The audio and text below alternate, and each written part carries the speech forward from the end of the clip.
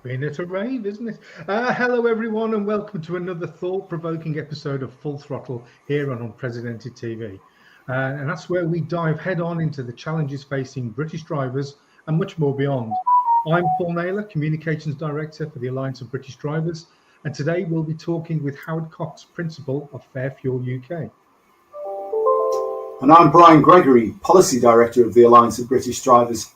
Howard Cox has for many years fought the road users' corner by campaigning to keep regressive taxation of road fuels under control, and also promoting additives that reduce the already very low impact of internal combustion engine vehicles even further, while simultaneously delivering better fuel economy.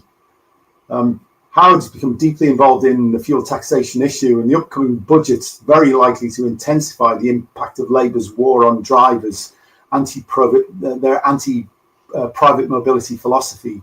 So let's explore this in more detail now. Buckle up, this is Full Throttle. Here's the great man himself. Welcome, Howard. Good to see you once again. Yeah, it's a pleasure to be on your show. Thank you for having me. Brilliant. For those who haven't seen you before on the show, Howard, just give us a little bit of an explanation about your background and the circumstances that ended up pitching you into this very contentious area of transport policy. Okay, I won't go back to my prison record, but on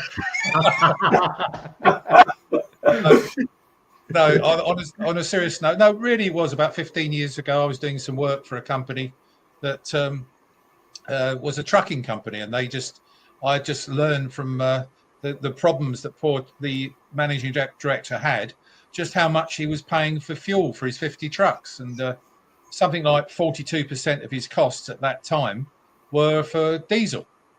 And what really made me quite, I thought, how are you running a business with, your major costs? That's not even staff costs or capital costs. That was purely putting the trucks on the road.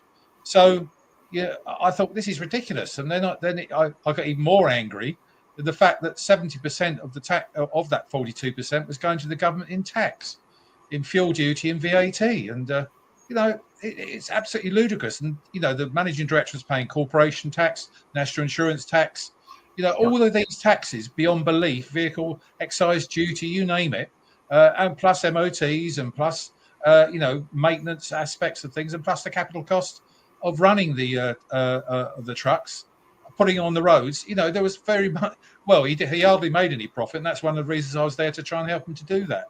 Yeah. So I asked him a simple question: who's been campaigning for truckers for all these years to try and, fight this travesty, in my opinion, of taxation on an essential resource? Yeah. And he said no one except the Road Haulage Association and the Freight Transport Association at that time. And they're now called Logistics UK, FTA.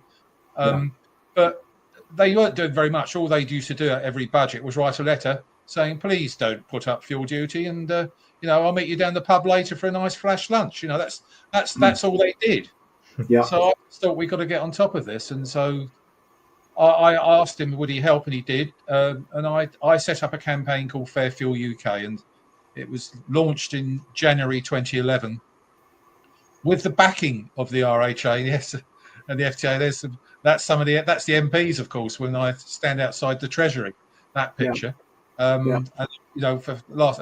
God, I've still got some hair there. I don't remember it too well, but the guy in the middle there is a guy called Robert Halfon. Yes. You can see him on his crutches, and he's just an absolute hero of mine. He has been. He took up the mantle with me, and we were the first people to get, if you remember, under Osborne and Cameron at the time. He introduced the e-petitions. Yeah. And we were the first ones to get an e-petition in Parliament, and that we got 100,000 people that signed it. And once you reach that target, you have the right, or the potential right, to have a debate in the House of Commons, which we did. Yeah. Yes. Which Robert Halfon actually got involved with. He's fantastic, he is, and you've got a few other people there. There's a guy second from the right called Jonathan Gullis. He's no longer an MP. Yes. He became APPG chair, and that's the point, really, that I managed to get an all-party parliamentary group set up. And bear in mind, this was the Tories with their relatively, and the coalition, of course. You mustn't remember Nick Clegg. Remember him? Yes. And he was a yes. And then we got people like Theresa May and Boris Johnson and Rishi Sunak and moving on. So it was a Tory sort of a control of the APPG. We only had one Labour MP because for all party parliamentary groups, the clue's in the name. You've got to have MPs from as many parties across the site.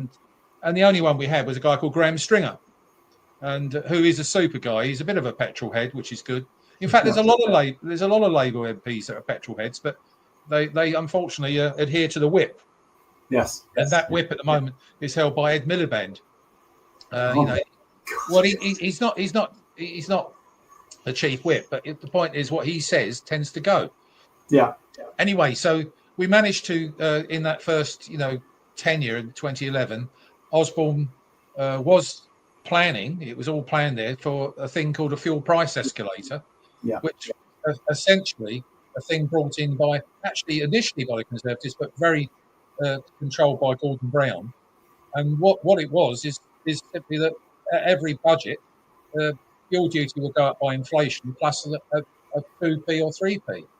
And had that been still in operation today, we'd be paying something like 50p to £1p more per litre for diesel and petrol. Yeah. And that's no joke. I suspect it wouldn't have gone up that much because I think people would have thought you couldn't have gone that way. Because you imagine we're at £1.40 for diesel now. If it was £2.40 now, our economy would be in recession. It's as simple as that. And but it would have gone up considerably more. I estimate something like 30 or 40 pence more at the level of things like Singapore and Hong Kong, where they're very expensive. But over there, but people over there can afford to pay for it. But here, there's a lot of things happened on the way, but I built up a following of signatures. People signed up of about 1.7 million, and that's last year's one. That one you're looking at, that picture there of the great people there. You can see the 1/3 from the right is a certain bionic lord. Yes. That's Craig McKinley, who's also a dear friend, and he unfortunately he had to have his limbs below the knee and below the elbow completely removed, and from sepsis. That's right. And you can see the pictures there of the people there, and you got right in the middle there, Esther McVeigh, who's a good friend. These are, but you can see they're all Tories. The person second to the right is Saki Batty. He was the APPG chair last year.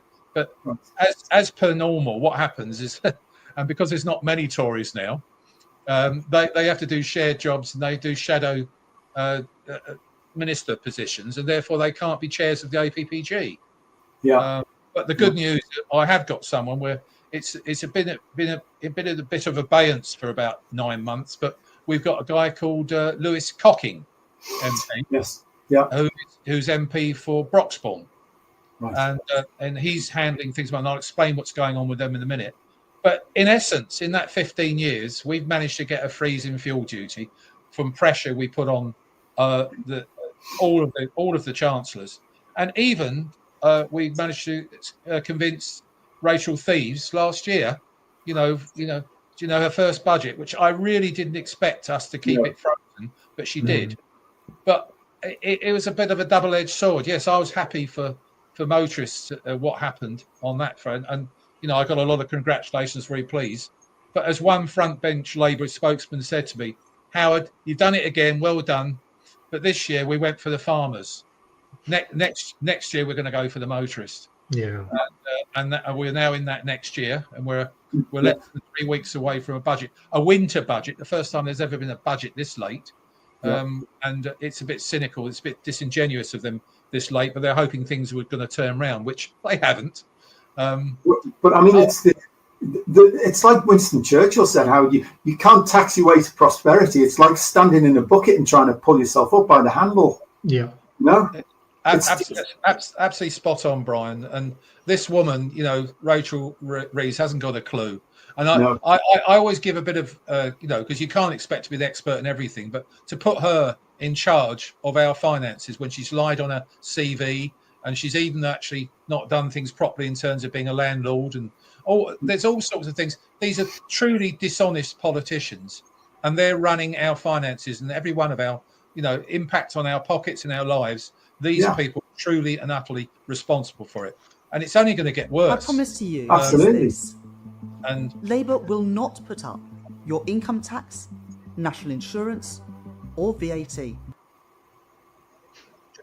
Did you notice her nose getting longer? I don't even know.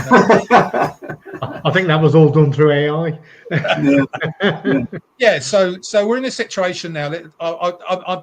Let's stop talking about the history of this. Let's talk about what's going forward. It's very important we do that, and I'll explain what we're doing. As I say, Lewis Cocking is actually already this week. He asked a question of the Treasury Minister. Didn't get an answer, but I wrote the question, which was simply, please. Well, it's built around our poll we've just held, and we've got around about 40,000 people completed. And it's still running, and I'd like to get up to 100,000 before before the budget. But in essence, we asked, what do you want from this budget if you're a driver or really a road user? Because cyclists actually complete the poll, and EV drivers, they complete the poll as well. They tend to be more favourable of actually, putting up fuel duty. But that we expect that. But out of about 40,000, which is the initial analysis, this is the interesting thing for me. We asked the people who took part, who did you vote for last year in the general election? And there was a lot of, obviously, Labour people who responded. And out of the Labour people that responded to my poll, 3 out of 4 said they want to see fuel duty frozen again, reduced, or even scrapped. And these are Labour voters. And so in the question to the Treasury yesterday that Lewis Cocking asked of Rachel and her gang on the front bench, he simply said, will you actually honour what these voters who have actually said to you, there he is, this guy, I simply asked, will you honour the voters who put you into government, Rachel? The Right Honourable Chancellor. Would you actually make sure that it's not increased? He didn't go for the cut or scrapping, he just increased. And of course, they didn't answer it whatsoever. They said, of course, we can't comment on tax issues until the day. Usual bullshit. But I know for a fact, and this is the point, I've got some evidence coming out of the Treasury from people I know in there. They are looking at restoring the 5p cut that Rishi Sunak gave us. And he gave us that cut because of the Russians invaded Ukraine and it put fuel prices up. And it was around the COVID time as well. Lots of issues affecting people. And he cut. And I didn't expect that. I thought it might be covered by 2 or 3p, but to go for 5p, Rishi, well done. I won't thank him for going to the polls and putting this Labour government in though. But anyway, so we got that 5p. She's going to reverse that. It's due to be reversed next March anyway, but she's going to reverse that. And I understand that the fuel price escalator is coming back. And so we're looking at probably inflation, and inflation is currently 4%. And we're looking, so that will add 2p to fuel duty, but plus a penny or two. So I reckon she's going to get close to putting it up by 10 pence. Really? Yeah. That's highly regressive. Well, that's what they're Brian. That's what they're modelling, and bear in mind on top of that is VAT. That makes it 12p. So for the average family car driver, a 55, a litre car, a tank full, just multiply 12p by that. You're looking around over £6 per fill up. But worse still, for a trucker, a big 44-ton truck, it's approaching £100 more. Yeah, and that'll just feed through in the prices. So it'll just fuel inflation, and it'll dampen down people's desire to travel. So, that dampens down economic activity, spend in shops and things like that. It's just driving the economy into the ground. Well, I'd vote for you, Brian. I mean, that's the point, isn't it? You see, this is the whole issue. You see, what is this? Why can't they see we are still the highest tax drivers in the world for diesel? Yeah. But, that's still that. Petrol, we're in about the top 5 or 6 worldwide. Yeah. And Germany, Spain, and Portugal, and I can't think the other one and France are all anywhere for diesel between 5 to 12p less. Yeah. Why? And they're basket case economies now. Yeah. So, but I mean, it's worse than that, Howard, because of course they've gone for trying to basically squeeze out the refining industry in this country. Grangemouth's going. It's one of the other ones. I can't remember what it is. But we've got no refining capacity now to make diesel anyway. So we're importing it, which means, of course, inevitably it's going to be more expensive because of that. Well, 25 years ago, if I remember right, there was about 30 refineries in this country. There's now just 7, and as you say, Grangemouth is on its way out, and a couple. So I reckon by the end of this Parliament, there'll only be 5, and they'll just be producing, what I should imagine green fuels, etc., biofuel type things. Yeah. Anyway, to cut a long story short, I can go on forever, but this is what I'm doing now in terms of campaigning. Yeah. And first of all, Lewis Cocking, I've written a letter for him, like I do every year for every person that's doing this, because the poor loves, they can't use a pen these days and do it themselves. Lewis, I'm only joking if you're watching this. We've become good mates. He's only young. He's only about 33, 34. I'm more than twice his age. But in his constituency of Broxbourne, the people there very much reliant on their car. And he's just like many other constituencies, he's also got a lot of white vanners, commercial vehicles. So, but what he's done, I've written this letter, and he's now at this very moment, as we talk, collecting signatures to be delivered to Rachel. Last year we got about 60. That's what Saki Bhatti achieved last year. There are 128, I think, Tory MPs. I want them all to bloody sign it.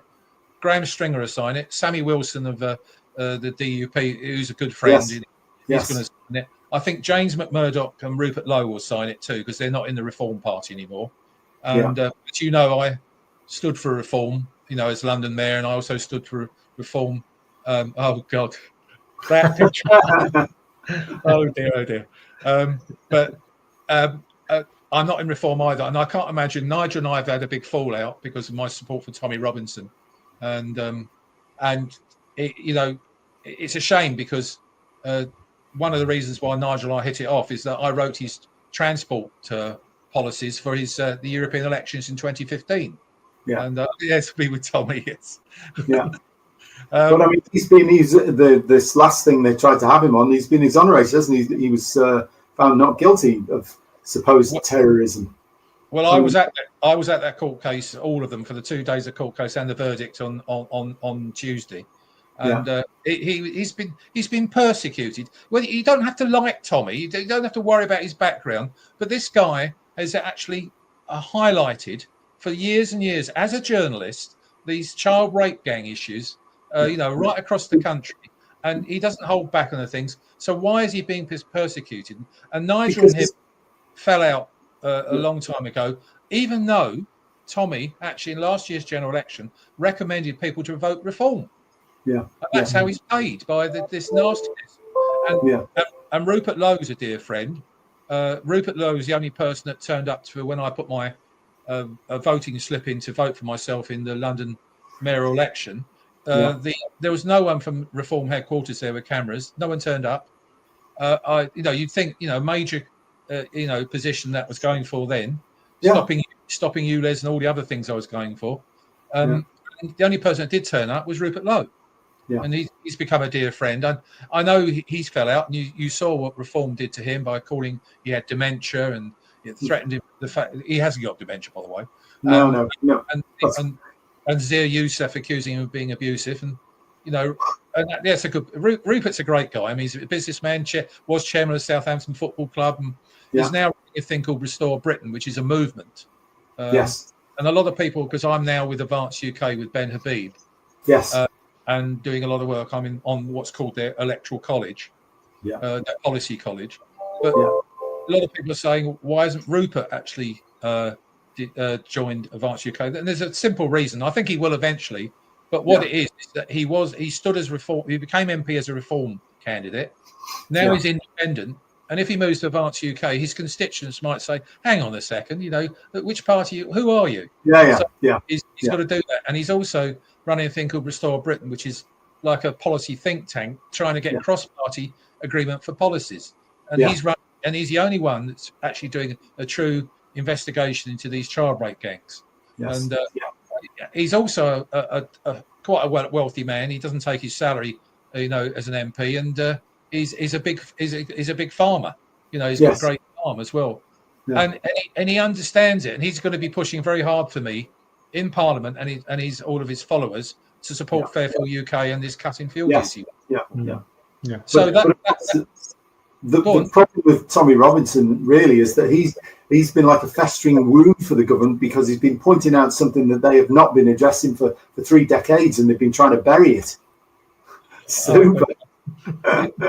That's Unite the Kingdom rally. If you remember, Tommy, because there's 2 things I should mention. I actually visited Tommy in prison, because Reform threatened me with expulsion if I continued to support Tommy.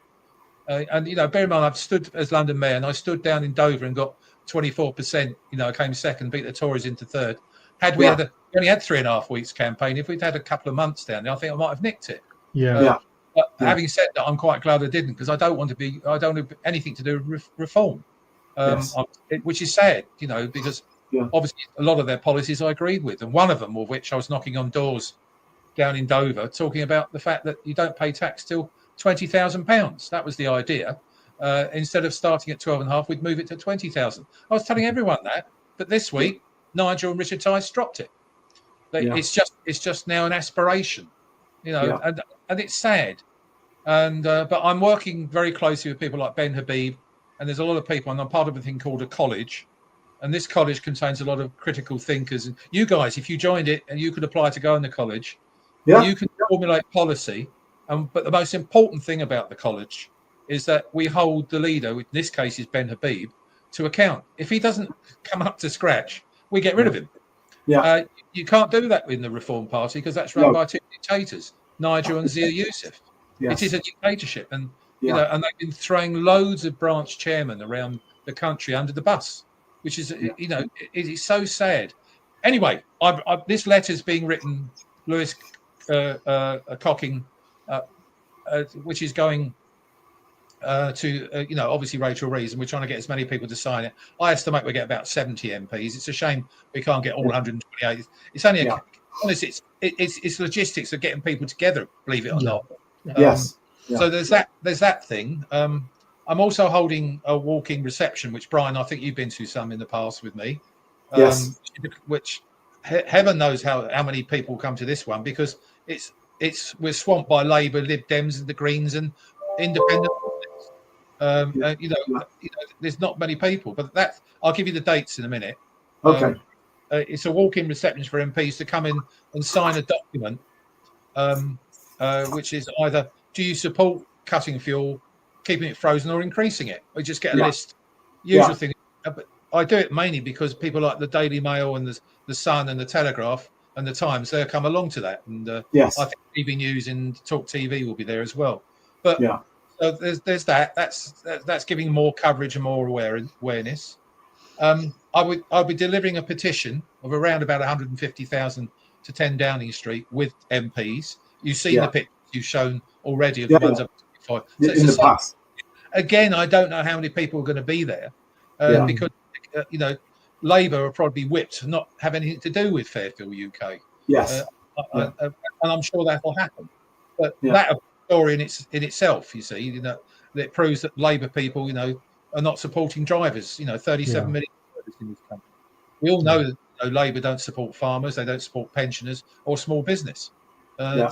So that just add motorists to that. And middle income earners or low earners, they don't really seem to support anybody, I'm afraid. Who is their constituency is the question I would ask them. That it seems to be that they're looking to squeeze every drop of income out of voters.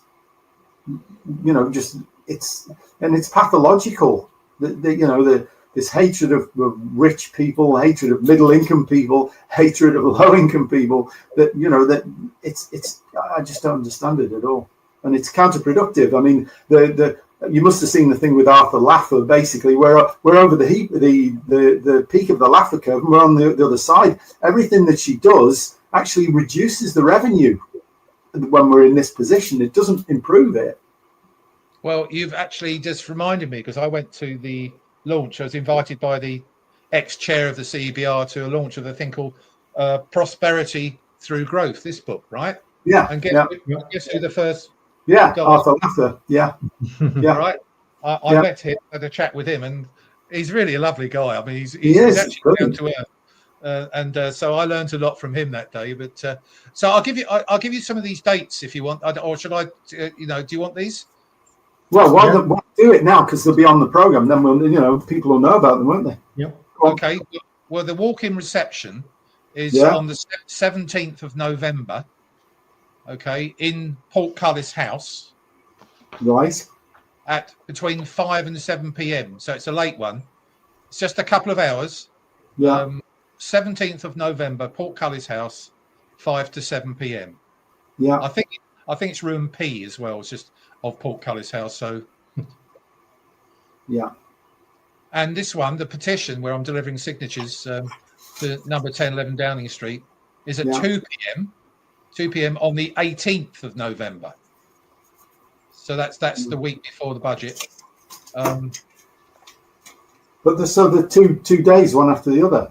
Yeah, so I tried to get them on the same day, but we couldn't do it. As usual, you just have to go with what they're doing. But but if you guys or any of you guys watching this want to come with me, I can take 4 or 5 sort of commoners. Us low life.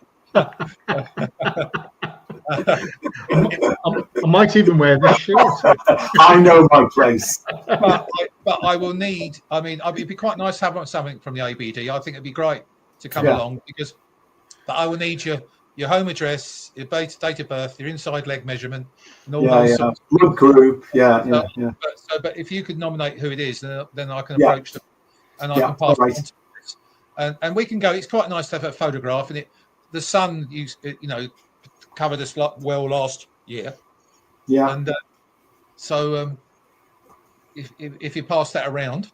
Yeah. Okay. So I mean, the other thing also, of course, is that I'm going to, in the next week, I'll be giving out more to do with the poll I've done. And there's a lot of things in the poll. We ask questions. I don't know if you've completed it, but one of the questions. Yes, I did it. Yeah. One of the questions you asked is, what do you think of Starmer, Rachel Reed, Heather Alexander, and Ed Miliband, and in a rating scale from 1 shit all the way to 5 to brilliant. Whereas you can appreciate there's a pile of it building up of ones. Yeah. So I plugged in, and yes, that my return, and there was a bit at the bottom to express your views. Mine went on for quite a long time. I think I nearly used up all the words, and it wasn't complimentary, I'm afraid. I can't believe that. Not complimentary to you, but not complimentary to the government. Have people still got a chance to fill this in, or is it finished? Yes, if they go to my website, FairFuelUK.com, FairFuelUK, there's 2 things on there at the moment. One is absolutely the poll, but the most important thing to do on that is to actually ask your MP using a technique to actually say cut fuel duty. I normally get, and this is the nice thing about having, bear in mind with 1.7 million people that signed up, that means there's over 2,000 people in each constituency that support Fair Fuel UK, and there it is. There's 2 things, the main bit with poor old tearful Rachel there, you can see, is to click here to ask your MP to keep fuel duty frozen. It's very, very simple. You just put your postcode in, and then the letter's already there for you to send it. But if you want to put your own style in it or add anything to it, you can. It is moderated to some extent in case someone is abusive and swearing. So if the content of my standard template is changed, I'm notified so I can read it first before we send it off. But in the main, 99 times out of 100, those changes, they go through no problem. Yeah. And Paul, as you can see at the bottom, is take part in our budget opinion poll. So both things there. There. All right. Yeah. So my MP's already had that template letter. Matt Vickers, and he has replied. Oh, great. In fact, he's a good lad, Matt, because he's all right. Yeah. Well, he lives just on the road from me, so it's quite convenient. So there's a couple of other things, of course, is this thing that's come out today about pay per mile for electric vehicles. I'm not cheering for the rooftops for that because I think it's a thin end of the wedge. Yes. Getting still, or where we're going. But I'm pleased that they recognise that it's not good for electric vehicle drivers at all. That they're going to pay something to use our bloody roads. And absolutely. Bloody time. It's also particularly bad for black cab drivers in London because a lot of those have gone over to either fully electrical or hybrid.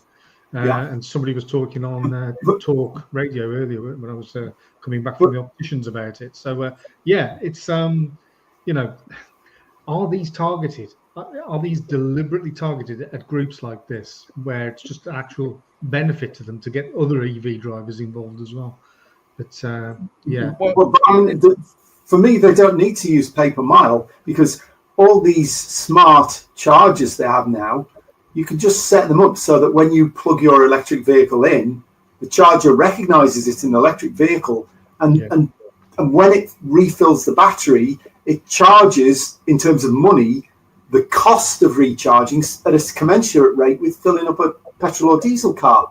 Then you don't need pay per mile. You just charge them a similar price as if they were going to fill it with petrol or diesel because it's a smart system. So how do they propose to monitor it anyway? We're looking at like a little black box. People are going to have to fill in paper declarations or something, or estimate what mileage they're going to do, and then at the end they'll either get they're not getting a rebate. It runs over into the next year if they're under, and if it's over, they have to pay a top up. Right. Well, it's a bit like it's a bit like having a sort of a direct debit with the electricity company. Yeah. So you're in credit for 20 quid, or you've got to pay more. We're going to increase your standing charges. The thing about this is that they're clutching at straws. This is it. They don't know. The fuel duty I said to you about, it could go up by a lot. I'll say quite publicly here now, and I don't want Rachel Rees to hear this. Quick, I believe by the time we finished it with them, with what we're going to do with the petition, but most importantly, people, and you must get every single ABD and their friends, their family, their colleagues to actually complete this thing, to contact their MP. I think the pressure on them, I think it'd be kept frozen again, and that it'd be absolute madness considering she's considering increasing income tax, and they're talking about doing some wealth taxes and things like that. They can't throw 6 increased taxes. I just don't think they can do that. And I think, I think she will leave it to the end and say, well, I'm pleased to say I'm keeping fuel duty frozen, but I may be completely wrong. I don't know. I didn't expect it last year. And this year I'm more optimistic, even though I'm actually telling people I'm hearing about the 10p. I'm writing articles for papers and things now and about this. And that's the interesting thing. One of the things that is a bit sad is GB News and The Sun. For some reason or another, because I'm now with Advance UK, they're not using me as much as they used to. They're not ignoring. It's irrelevant. My political. I could be bloody a communist. It doesn't matter. I'm fighting on behalf of the motorists, and that's what we do. God, that's going back 2020 years. But I mean, this is absolutely true, and it's like Arthur Laffer was saying. If you want to get into a profitable situation, then you cut taxes. You don't raise them. And certainly not when the economy's going down the toilet. You need to actually cut taxes and cut expenditure. And it's painful, but it's the only way. Well, the most important thing about this is you keep hearing her saying that we're going to go for growth. This is what we're going to go for growth. And I love this. And she says we're going to keep inflation, low and all that sort of interest rates low and all that sort of thing. Well, you don't do it by putting up taxes, as you quite rightly say, Brian. And the thing about this is that, as you know, when we hear the television, when inflation figures come out each month, the next sentence from the commentator is, it's because pump prices went up or pump prices went down. It's always about 3 or 4 things, or the basket of fresh foods. There's 3 or 4 little things, but invariably pump prices are in there. And at the moment, the other big thing for me is the PumpWatch, which I created with Claire Coutinho last year. is still not being adopted by the Labour government, because at the moment I've worked out that petrol is around about 5 to 6p more than it should be, and diesel is about 9p more than it should be. Yes, yeah. If they actually, put teeth on the PumpWatch idea, legislative teeth, which is what I'm calling. Yes. I thought Labour were jumping all over that like a rash. Going for the big oil companies and the fuel supply chain, the retailers. Not so much the retailers, because most of the independent retailers are tied so much to further up the fuel supply chain. They can't. They don't have control over prices. They have to do that. But that's another thing. So we're looking at all those things, and you're absolutely right, Paul and Brian. It's great to talk to you about this. Is that simple? Oh God, that's another one going back a long way. God, would you buy a used car off of that man? No. Maybe if he smiled. That's what I mentioned to my wife, Jenny. He'd just seen the cost of the fuel. Look, that one. I just showed my wife that picture again. She said, "Oh God, did I really marry? Did I really marry that?" Anyway, yeah. But the thing is, the whole thing is, and I'm going to say it. I want the Chancellor to have the balls, metaphorically speaking, to actually, hey, I'm going to cut fuel duty for 6 months and see what happens. Yeah. Right? 10, 20p off of it. That will put, someone filling up regular. One is people will go and see their family more, not be restricted going to hospitals or education, all that. But more importantly, they'd have probably about 10p a week, £10 a week more in their pockets. Yeah. What would they do with it? They'd spend it. Yeah. And, or pay off some debt or something like that. But it will go into businesses and companies who, therefore, you quite rightly say, they would therefore invest in jobs, in new kit, all that sort of thing, and training, you name it, and also have more over because they have more profit. And guess what? They get more corporation tax at the Treasury. I just don't get it because, and I've said this millions of times. I'm sorry, I'm ranting a bit here, but what I do always say is that the MPs I've met on the back benches agree totally. Absolutely agree totally. As soon as they walk across to become on the cabinet, they lose all sense of reality. And they're tied totally to an idealistic approach to, and of course, we haven't even mentioned a little bit about Ed Miliband and what net zero is going to do to us and the 2030 ban and all those sorts of things. So I'm working my butt off, like with you guys, and we've written some great reports, or you have done some great reports and things. We've done the CBR. You've been very kind to finance some of the things of that sort. You should take credit for things like fuel duty and things like that. You shouldn't. It's not just FairFuelUK. I'd like to thank the ABDs for their support over the years. I've known you for about 300 years. I feel as though it feels like it now, Howard. Not in a bad way. No, I know that it's not that, but it's interesting. It's like when you spoke at the London, City Hall Assembly. Well done on that. Great stuff. But it was quite nice because I was surprised I was invited because, as you know, it's reformers there inviting me.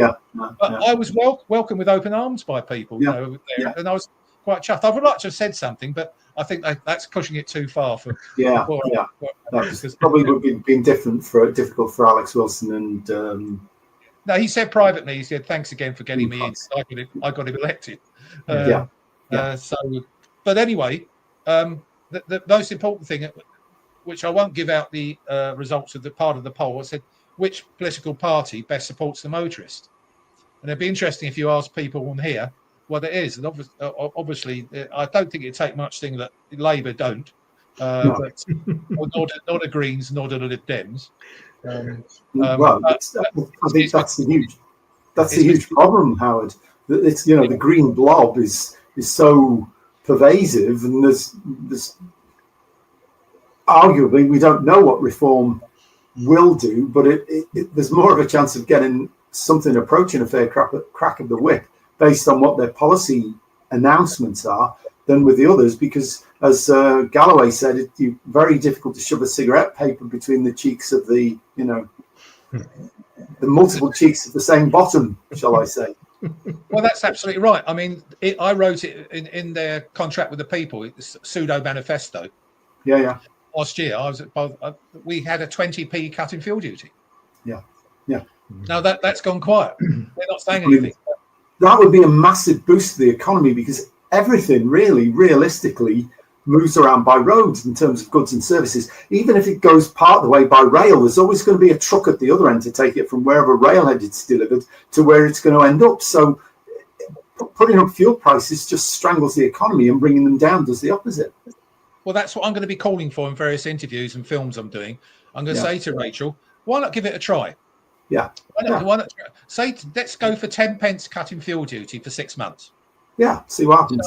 Starting from March next year, for the whole of the summer, for people to do that and see what happens to the economy. Yeah. You've already got declining fuel duty revenues coming in. That's falling anyway. So, okay, it's going to fall a bit more. But the short-term hit is worth the long-term gain.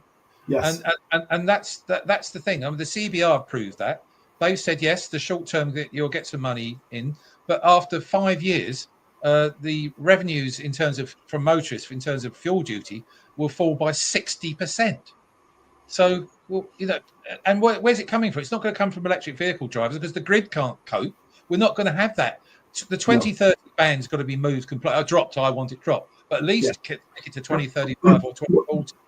Yeah, and of course the other thing that's going on in parallel, Howard, is that the European manufacturers are being strangled out of existence by the Chinese. Yes. And they're doing deals now. Some of the manufacturers with the Chinese to actually buy like emissions credits. It's like what were they called? When the church used to you would pay them money and they would give you I've forgotten the name, but basically an indulgence. So it's like an indulgence. But actually, if the European manufacturers were clever about this, they would buy indulgences and just sell more and more internal combustion engine vehicles, having bought the indulgences to balance up the supposed figures. And they could drive the Chinese out of existence because they're not making money on these vehicles. So make them sell more and more and concentrate on selling high value in internal combustion engine vehicles that manufactured here in Europe. That's what I think we should do. Well, you're dead right. But, our manufacturing, we haven't got many left, but the manufacturing right across Europe, they're struggling. BMW is struggling. Mercedes is struggling. VW is struggling. Renault is struggling. All these big names. I mean, you got BYD growing like mad. This sort of thing. Guess why? But the thing is, I just, my wife and I regularly sit down. How can they not see this? The government. I want to, restore all the licenses for North Sea oil and gas. Get us, things like that. Look at fracking. It may be a bit of a danger in certain areas, but test it first. Don't just respond to a tree hugger. The guys, these people. I'm sick to death of this. And the comment. I mean, I'm as I said, I think I said on the last time. I'm glad I'm over 70 now because I wouldn't want to come back into this world at the moment the way it is.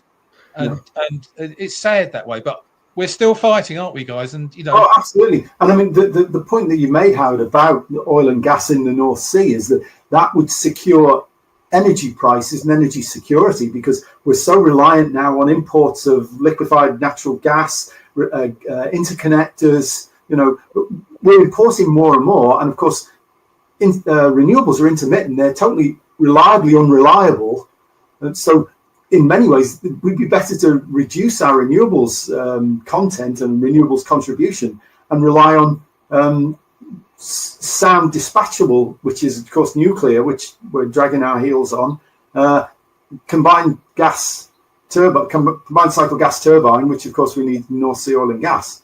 And the other thing that they never bring up is we've got about 6,000 products that we'll rely on, particularly medical products now for daily life, that if we stop using crude oil, those things won't exist, and we'll actually be on a slide backwards into sort of Middle Ages conditions rather than the modern kind of economy that we're used to, and people don't seem to understand that. Well, this is the problem, and thank heavens, and I hope it continues. But we've got Donald Trump still, basically switched off net zero. He's left that completely. And I just hope that JD Vance wins in 2020, whether it is 28 or whatever it is, he comes around. Because with last, what we want is a socialist world. Because it's fascinating to see Bill Gates actually now turning round and saying, about net zero. He's actually saying, it's not quite right. But the thing is, it's our government, and Ed Miliband is just absolutely myopic beyond belief. I'm convinced there must be something.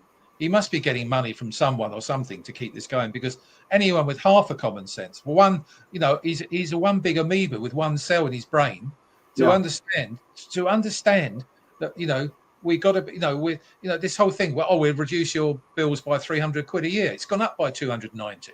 Yeah. So the net difference of what they think to what it is around about 600 quid we're paying. Yeah. And then it'll continue. The more renewables that we bring on, the more unreliable the grid will become, and the more expensive it becomes. So absolutely right. Sorry, Paul. Yeah, I think the one thing that stands out for me is that for many, many years, certainly all of my lifetime, and probably the same for both of you guys too, it's always been a two-party system. And I think that the Reds and the Blues have been more than happy to pass the baton from each other, because if they're not in power, they're in opposition. So they've got a very nicely paid job, and it all's well in the world. They really do not know what to do now that there's more than two parties vying for power.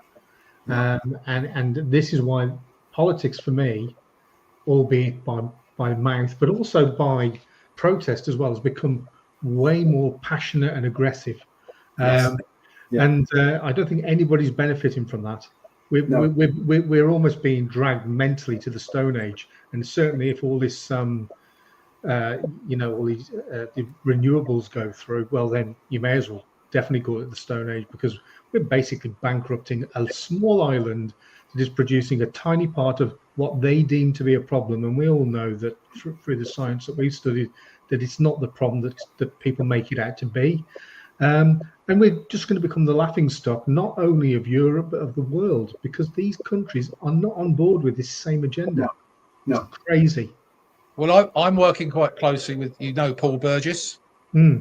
Yeah, Burgess, he's on the Advanced UK College, and this is not. I'm not promoting Advanced UK on here. I don't want to do that because I'm FairFuelUK. The only thing I would say is for people to actually just have a look at Advanced UK website. Just have a look at it and just read it. You don't have to join or anything like that, but I would recommend people take a good look at Advanced UK. Ben Habib, there's a nice picture of him, that he felt he was thrown under the bus. He stood in Wellingborough twice for reform, and after the general election, as soon as he came on the general election, Nigel declared himself as leader. He just walked in and said, "I'll be leader." I've now got £200,000 given to me by Zia Youssef, like that. And Ben, at that point, was deputy leader under Richard Tice. Yes. But all he did, Nigel, said, "Right, you're not leader. I'm leader now." No one voted him for him. No one voted for Nigel. I mean, he will probably win it. The leadership. I'm not saying that, because there's no one. There's probably the most incredible orator and communicator. Nigel Farage. There's no one to touch him. Yeah. But Ben Habib is the most honest person possible, and he set up Advanced UK. We've got 40,000 paid members in the space of 17 weeks. It's the fastest growing political party in this country ever, even faster than Reform. But the thing he set up is this college, and this college is full of very bright people. Very, okay, I'm on it. I may be letting it down a bit, but I'm on the net zero thing with Paul Burgess, and I'm on the transport for obvious reasons.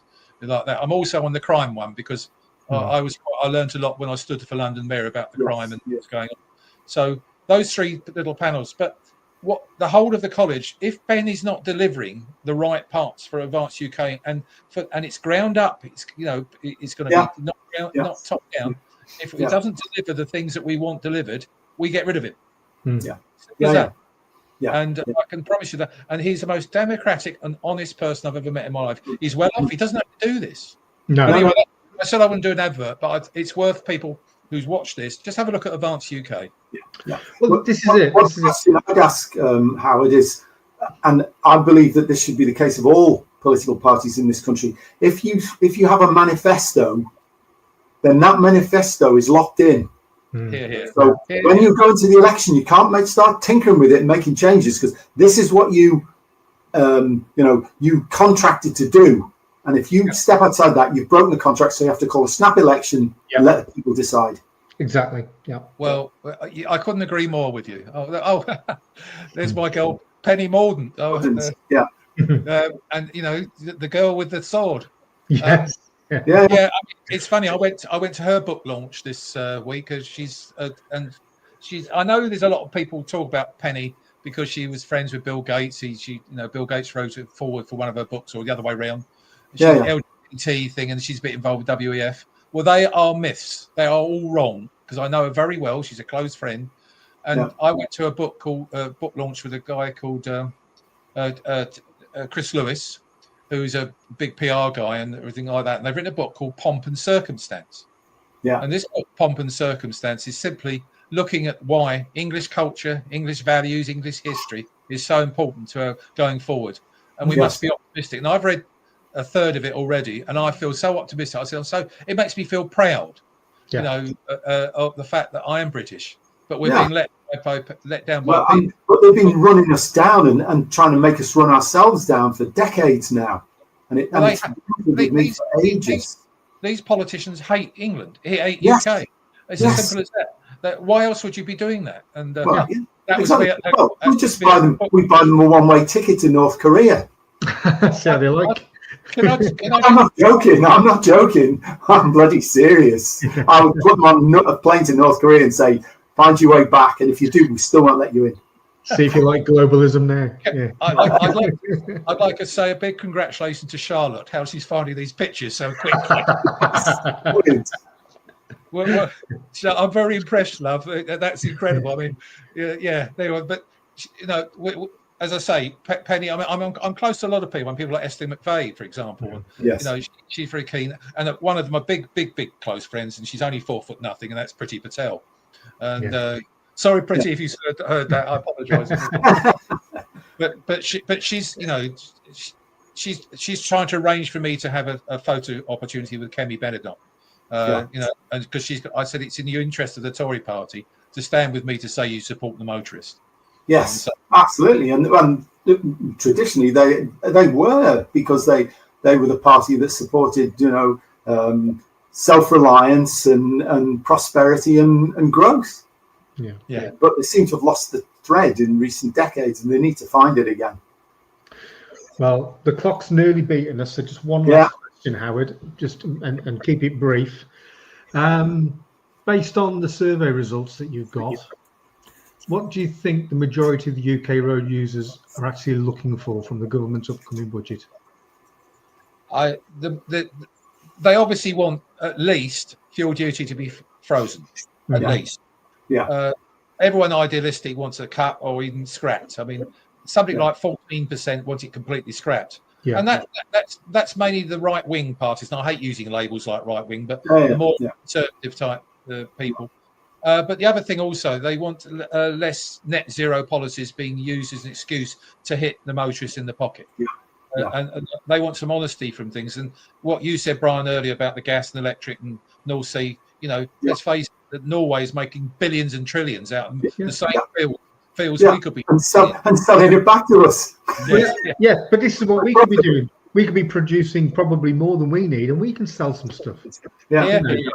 Spot on, Paul. Yeah, so the feeling, though, generally, though, I'm not giving too much away, which I'm embargoing it in my head for a moment, but the essence is there's never been so much disappointment in a government ever. Oh, no. I mean, we believe that, but the buyer's remorse of a lot of the Labour people, they just cannot believe how let down. And the worst thing about it is the dishonesty and the lies. Yes. That's the thing that's coming across. You've written this, as you said, you used all your words up. I'm getting loads of people saying, using Anglo-Saxon expletives but the biggest thing, they're saying that they're unbelievable. The lies, they can't handle the lies.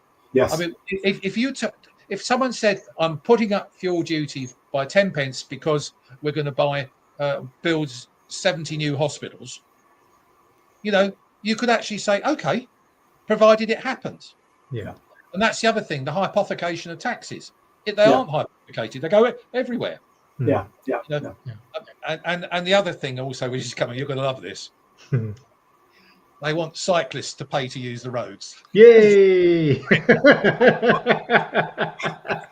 They're going to have to find a way of actually having cyclist registration to be able to do that, of course. Well, there's got to be problems of trying to do it, but it's interesting that people are getting fed up, especially in major urban conurbations where they just don't red light. What's a red light? That doesn't mean anything. What's a absolutely, yeah. You can see all the videos coming out of London. And the other thing, of course, is all the cycle lanes that basically just cram all the traffic into one lane, and no cyclists are actually using them. You know, the Park Lane one is a perfect example.